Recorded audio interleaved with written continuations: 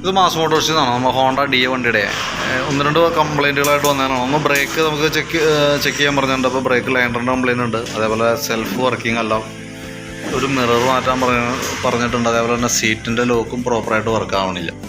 അപ്പോൾ നമ്മൾ ബ്രേക്ക് ലൈൻഡറിൻ്റെ ഭാഗം നമ്മൾ ചെക്ക് ചെയ്ത് നോക്കുമ്പോൾ ബ്രേക്ക് ലൈൻഡർ മാക്സിമം ഉപയോഗിച്ച് തീർന്നേന്നാണ് കേട്ടോ. അപ്പോൾ ഇന്ന് കിടക്കുന്നത് കമ്പനി ലൈൻഡർ തന്നെയാണ്, ഹോണ്ടയുടെ ഒറിജിനൽ ലൈൻഡർ തന്നെയാണ്. അപ്പോൾ നമുക്ക് ആ ബ്രേക്ക് ലൈൻഡർ ഒന്ന് ചേഞ്ച് ചെയ്ത് തരണം. 271 രൂപയാണ് നമുക്ക് ബ്രേക്ക് ലൈൻഡർ വരാം.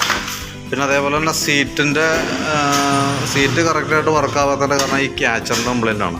സീറ്റ് ക്യാച്ചറും ആ കേബിളും കൂടി മാറ്റിയിട്ടാണ് അത് ക്ലിയർ ആവുള്ളൂ. അപ്പോൾ അത് രണ്ടും നമ്മൾ എടുത്തിട്ടുണ്ട്. സീറ്റ് ക്യാച്ചർ 96 രൂപ, അതേപോലെ തന്നെ കേബിളിന് 40 രൂപ. സെൽഫ് വർക്കിംഗ് അല്ലാതെ ഈ ബ്രേക്ക് സ്വിച്ചിൻ്റെയാണ് കംപ്ലയിൻറ്റ്, ഫ്രണ്ട് ബ്രേക്കിൻ്റെ. അപ്പോൾ ഈ 2 സൈഡിലെയും സ്വിച്ച് നമ്മൾ ചേഞ്ച് ചെയ്യുന്നുണ്ട്. കാരണം ഒരെണ്ണം ചെറിയൊരു ലൂസ് കോൺടാക്റ്റ് കാണിച്ച് തുടങ്ങിയിട്ടുണ്ട്. അപ്പോൾ കൈയോടെ തന്നെ അതുകൂടി കൂട്ടത്തിൽ മാറ്റിയിടുന്നുണ്ട്. അത് ബ്രേക്ക് സ്വിച്ച് വരുമ്പോൾ നമുക്ക് ഒരെണ്ണത്തിന് 54 രൂപ വരുന്നുണ്ട്. പിന്നെ ഒരു മിറർ ഓൾറെഡി പൊട്ടിയിട്ടുണ്ട്, അപ്പോൾ മിററും ചേഞ്ച് ചെയ്തിട്ടുണ്ട്. ഓക്കെ, അപ്പോൾ ഇത്രയും കേസാണ് നമ്മൾ വണ്ടിക്ക് ചെയ്യുന്നത് കേട്ടോ. നിലവിൽ വേറെ സർവീസ് സംബന്ധമായിട്ടുള്ള വർക്കുകളോ വേറെ യാതൊരു വർക്കും പറഞ്ഞിട്ടില്ല.